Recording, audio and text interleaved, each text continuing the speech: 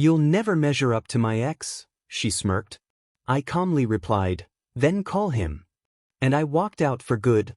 Best decision of my life. Looking back now, I can see exactly when I should have walked away, but sometimes you need to get completely destroyed before you realize what you're actually worth. My name's Blake, I'm 29, and I work as an aerospace engineer here in Seattle, making $142,000 a year. Nothing crazy, but enough to afford my downtown penthouse that I've been paying $3,200 monthly on for the past 3 years. I met Vanessa at my college roommate's housewarming party in Capitol Hill last spring, and honestly, she was the kind of beautiful that makes you forget your own name. Blonde hair that caught the light perfectly, green eyes that seemed to see right through you, and this laugh that made everyone in the room turn to look. She was 25, worked as a freelance graphic designer making around $32,000 a year, and had this artistic, free-spirited vibe that was completely different from the structured engineering world I lived in. The chemistry between us was instant and electric. We spent the entire party talking about everything from her design projects to my work on aircraft navigation systems, and she seemed genuinely fascinated by the technical challenges I faced daily. Within 2 weeks, we were inseparable, and by the end of the second month, she was practically living at my place without ever officially moving in or contributing a dime to expenses. I didn't mind at first because I was completely smitten, and she always seemed to have money for the things that mattered to her: $18 designer coffee drinks from that trendy place in Pike Place, expensive skincare routines that took up half my bathroom counter, weekend trips to Vancouver with her girlfriends where she'd drop $800 on shopping and spa treatments. But somehow, whenever it came to shared responsibilities like groceries, utilities, or even splitting dinner checks, Vanessa would get this apologetic look and explain how freelance work was unpredictable and she was having a tough month financially. I bought into it completely because I thought that's what you do when you love someone. You support them through the rough patches and help them get back on their feet. What I didn't realize was that for Vanessa, I wasn't a boyfriend she was building a future with. I was a convenient solution to her financial problems, a safety net that allowed her to maintain her lifestyle without actually earning it. She'd curl up next to me on my Italian leather couch, scrolling through Instagram while I cooked dinner, and I'd feel this warm sense of domestic bliss that I thought we were both sharing. The red flags were there from the beginning, but when you're falling hard for someone, you have an amazing ability to rationalize away behavior that would be obvious deal breakers if you saw them happening to a friend. Ryan Martinez has been my best friend since we were 12 years old, and he's never been one to sugarcoat anything, which is probably why he's so successful as a financial advisor downtown. 3 months into my relationship with Vanessa, Ryan started voicing concerns that I really didn't want to hear. "Dude, I'm watching you get played," he told me over beers at our usual spot near the waterfront. "Last week, she ordered 3 cocktails and those overpriced truffle fries when you were buying, but when she picked up the tab at brunch, suddenly she's suggesting you split a single entree?"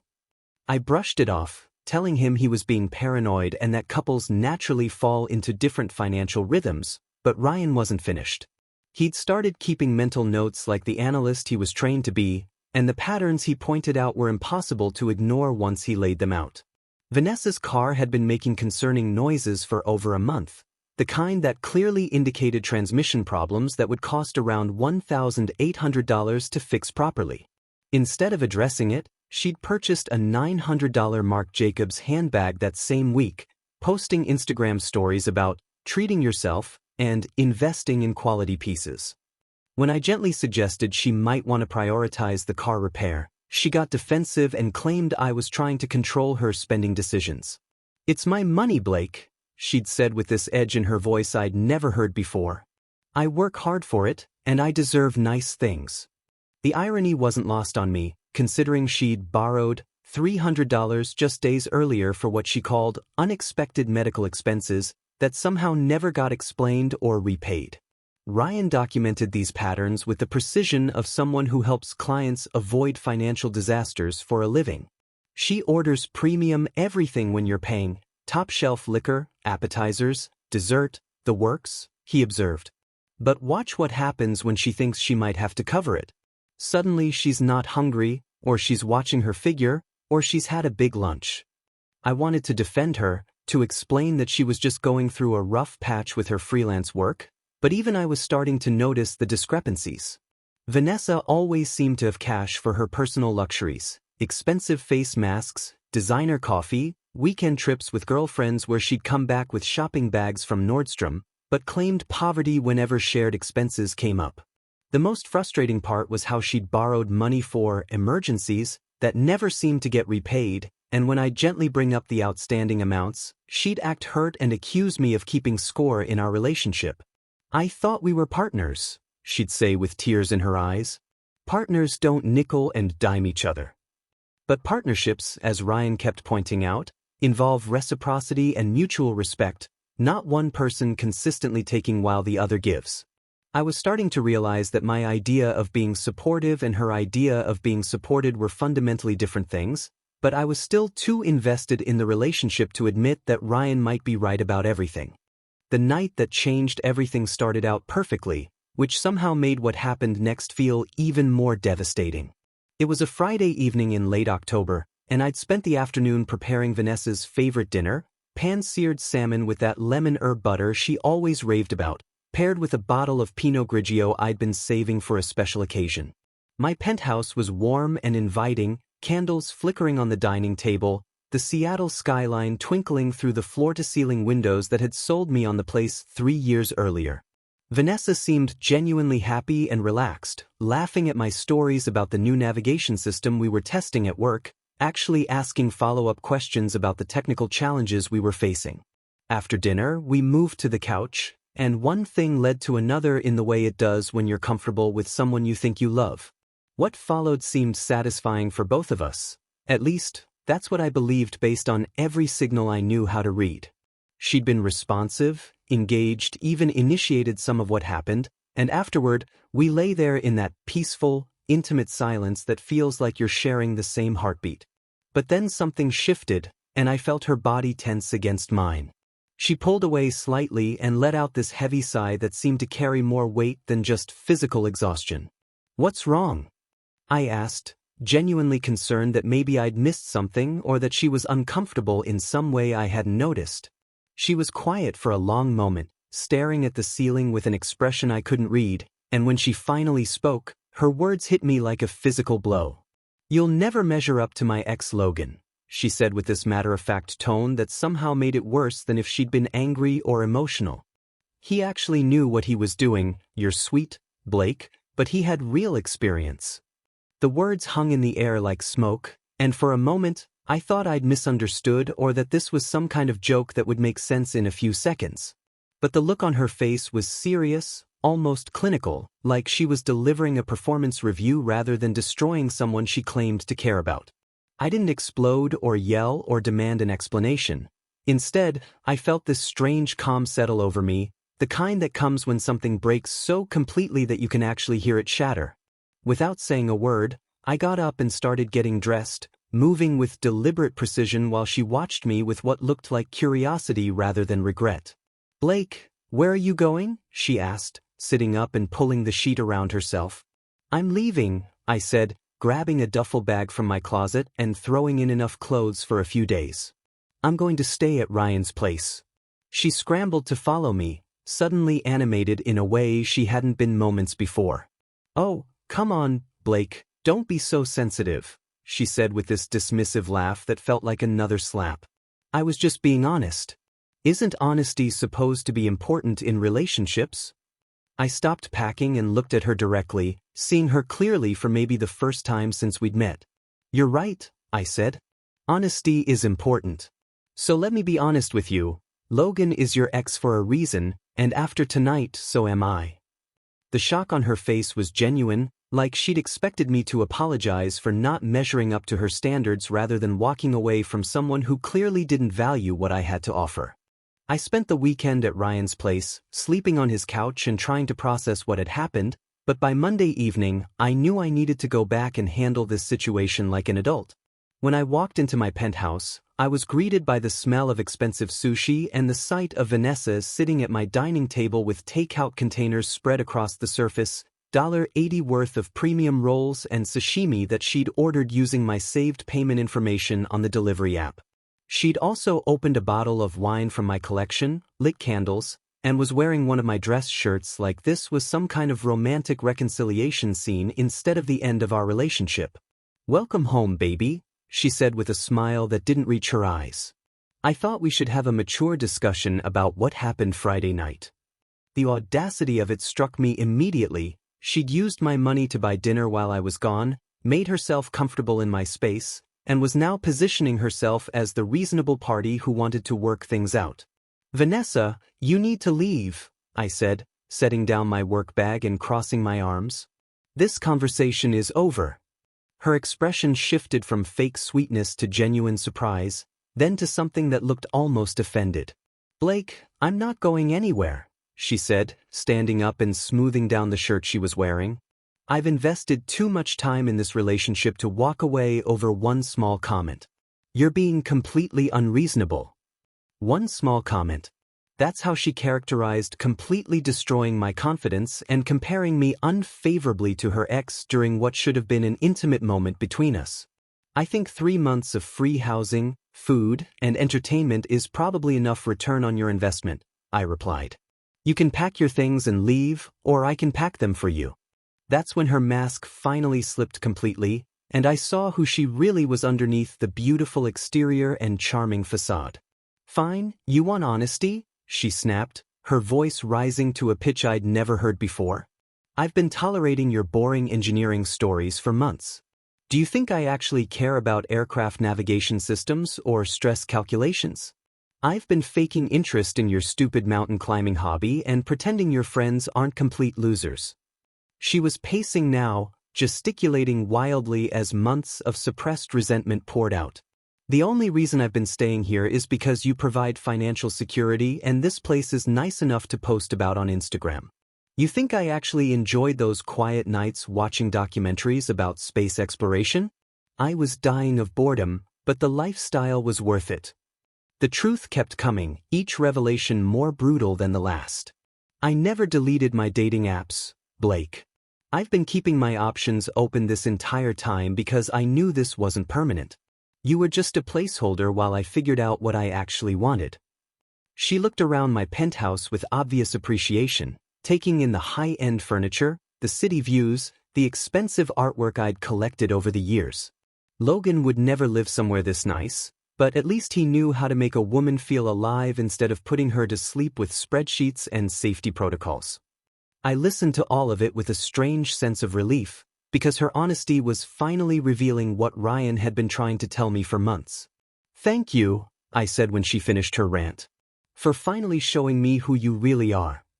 The confusion on her face was almost comical. She'd expected me to fight for her, to beg her to stay, to promise I'd be more exciting and less boring. Instead, I walked to my closet, pulled out the designer luggage she'd left there, and started methodically packing her belongings while she stood there in shocked silence. Within 24 hours of Vanessa leaving my penthouse, her social media transformation was both predictable and pathetic. Her Instagram stories became a carefully curated pity party designed to paint me as the villain in our breakup. Finally free from a toxic relationship, read one post over a photo of her drinking champagne, though I noticed she was at a hotel bar, not actually buying bottles. Another story featured a quote about emotionally abusive men who can't handle strong women, followed by cryptic messages about financial manipulation and controlling behavior. The irony was staggering, considering she'd literally just admitted to using me for money and housing while keeping her dating options open. Her feed filled up with photos from expensive restaurants, though a closer look revealed she was only ordering drinks and appetizers, never full meals. Designer shopping trips appeared frequently, but the bags in her photos were suspiciously empty, and she was always photographed outside the stores rather than actually purchasing anything inside. It was like watching someone perform wealth they couldn't afford, desperately trying to maintain an image that had always been built on someone else's foundation. The really satisfying part came 2 weeks later when my gym buddy Marcus recognized her from my description. I'd been telling him about the whole situation during our workouts, and he'd been incredulous that anyone could be that manipulative and entitled. Marcus works in tech and has this dry sense of humor that cuts right through nonsense. He's the kind of guy who says exactly what he's thinking without worrying about social niceties. When Vanessa showed up at our CrossFit box in Belltown wearing expensive workout gear and clearly trying to network with the successful professionals who train there, Marcus didn't hesitate to call her out publicly. "Hey, aren't you the girl who used my buddy Blake for free housing while keeping dating apps active?" he announced loudly enough for half the gym to hear. "Vanessa, right? The one who compared him to her ex during intimate moments, then acted like he was the problem." The entire gym went silent, and Vanessa's face went through about 6 different shades of red as everyone turned to stare. She tried to deny it, claiming Marcus had her confused with someone else, but he'd heard enough details from me to shut down her protests effectively. "Nah, I'm pretty sure it's you," Marcus continued with that same casual tone he used for everything. "Blake showed me your Instagram posts about toxic men and financial manipulation. Pretty rich coming from someone who spent 3 months not paying rent or utilities." By the time Marcus was finished, Vanessa had grabbed her designer gym bag and practically sprinted for the exit, but the damage was done. Word spread through the tight-knit CrossFit community faster than she could control, and within days, the gym management had banned her for causing disruptions and making other members uncomfortable. The video of her meltdown went viral on local social media groups, with people sharing it as an example of how karma works when you treat good people badly. Marcus sent me the clip with a laughing emoji and a message, "One down, homie. She won't be using our gym to hunt for her next meal ticket." Watching her public humiliation should have made me feel vindicated, but mostly I just felt relieved that I'd gotten out before she could do any more damage to my self-worth or my bank account. The real consequences for Vanessa started hitting about a month after our breakup, and they were more severe than even I had anticipated. My aerospace company had been one of her biggest freelance clients, accounting for roughly 40% of her annual income through various marketing and design projects. When word got back to our contracts department about her unprofessional behavior and the social media campaign she'd launched against me, they terminated her services immediately. Corporate environments take reputation seriously, especially when it involves employees being publicly trashed by vendors they've worked with personally. Seattle's creative community is surprisingly small and interconnected, and Vanessa's reputation preceded her everywhere she tried to find new work. The story of her meltdown at the CrossFit gym had spread beyond just fitness circles into the broader professional network, particularly among the tech and engineering companies that provided most of the high-paying freelance opportunities in the city. Potential clients would Google her name and find the viral video, the bitter social media posts, and enough red flags to make them choose literally anyone else for their projects. Her freelance income dropped from $32,000 a year to basically nothing within 6 weeks, and the expensive lifestyle she'd maintained while living off my generosity became impossible to sustain on her own. The designer handbags started appearing on resale websites, the trendy Belltown apartment got listed for sublease, and her Instagram posts shifted from luxury lifestyle content to increasingly desperate motivational quotes about temporary setbacks and building from rock bottom. By December, she'd moved into a studio apartment in a less desirable neighborhood, traded her leased luxury car for a used Honda with questionable reliability, and taken a job as a barista at a corporate coffee chain. The transformation was stark. From someone who'd sneered at people making less than 6 figures to someone grinding out $15 an hour shifts while dealing with difficult customers who probably treated her the way she'd treated service workers when she had my money to spend. The most pathetic part was watching her desperately try to reconnect with Logan, the ex she'd held up as the gold standard during our relationship. Through mutual acquaintances, I learned she'd been sliding into his DMs with increasingly obvious attempts to rekindle their romance, apparently believing he'd welcome her back with open arms. What she didn't know, and what I discovered through some casual social media stalking, was that Logan had gotten engaged 6 months earlier to a woman who looked like everything Vanessa thought she was: successful, independent, genuinely beautiful without needing constant validation. He was living in Portland now, working as a software architect and building the kind of stable, adult relationship that Vanessa had always claimed to want but had never been willing to actually invest in. Her attempts to contact him became increasingly desperate and transparent, moving from casual, thinking of you messages to outright declarations that she'd made a mistake leaving him for someone boring and financially controlling. When Logan finally responded, It was with a screenshot of his engagement announcement and a simple message. Moved on. You should too. That rejection seemed to break something in her that the job loss and financial struggles hadn't touched. By February, Vanessa's situation had deteriorated to the point where desperation overrode whatever pride she had left. The coffee shop job wasn't covering her basic expenses, her credit cards were maxed out, and she was facing eviction from even her downgraded studio apartment. That's when the call started, first through mutual friends who'd grown tired of being intermediaries, then directly to my phone using numbers I didn't recognize. Blake, please, I know you probably don't want to hear from me, but I'm in real trouble. Her voice sounded different, smaller, like the confidence had been drained out of it completely. I just need some help getting back on my feet. I know I messed up, but I'm desperate. I listened without responding, curious to see how far she'd go. I've learned my lesson about taking good things for granted, she continued, the words sounding rehearsed like she'd practiced this speech. You were the best thing that ever happened to me, and I threw it away for no good reason. I miss us, Blake. I miss what we had. The manipulation was so transparent it was almost insulting. She didn't miss me, she missed my bank account and the lifestyle I'd provided. When I didn't respond to the calls, she escalated to showing up at my office building, somehow getting past lobby security and waiting in the parking garage where she knew I'd have to walk past her. Blake, please, just 5 minutes, she called out when she saw me approaching my car. I'll pay you back everything I owe you, I promise. I just need a small loan to get through this rough patch.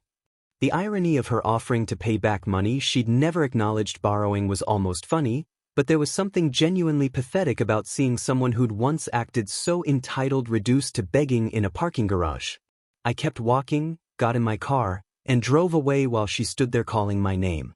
The final straw came when she contacted her parents in Phoenix, hoping they'd provide the financial bailout she couldn't get from anyone else.